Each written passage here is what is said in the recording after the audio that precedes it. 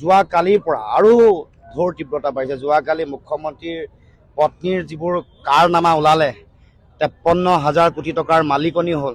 অতদিনে আমি ভাবি আছিলোঁ যে মাটিৰহে মালিকনি, মাটি খাইটিহে হৈ আছে। এইবাৰ আকৌ নহয়, এইবাৰ টকা খাইটিও হৈ ওলালে।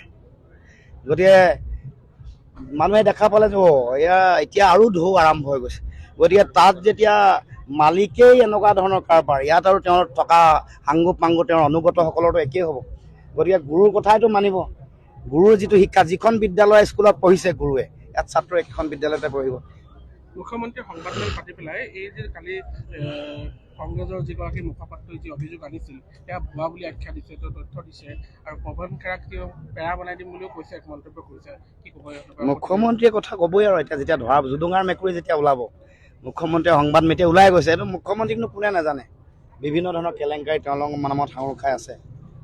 লুই বাজাৰ কেলেংকাৰী হওক, হাওড়া কেলেংকাৰী হওক, এইবোৰতো উত্তৰ কাছাৰ কেলেংকাৰী যিমানে হওক, তেওঁতো আৰু এতিয়া ভোটৰ মুখত নাম কিবা লাভ আছে নেকি?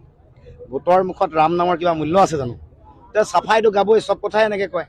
সেই কথাবোৰতো সঁচা। তেওঁ জেললৈ তিহাৰ জেললৈ যাব লাগে বুলিয়ে পাট বেঙৰ নিচিনাকৈ জাপ মাৰি বিজেপিলৈ যোৱা নাই জানো? আটাইতকৈ বেছি কংগ্ৰেছৰ দিনত থাকি দুৰ্নীতি কৰি টকা পইচা খাই নুদুকা হোৱা মানুহজন কোন? হিমন্ত বিশ্ব শৰ্মাই। এইটো আপোনালোকেতো জানে।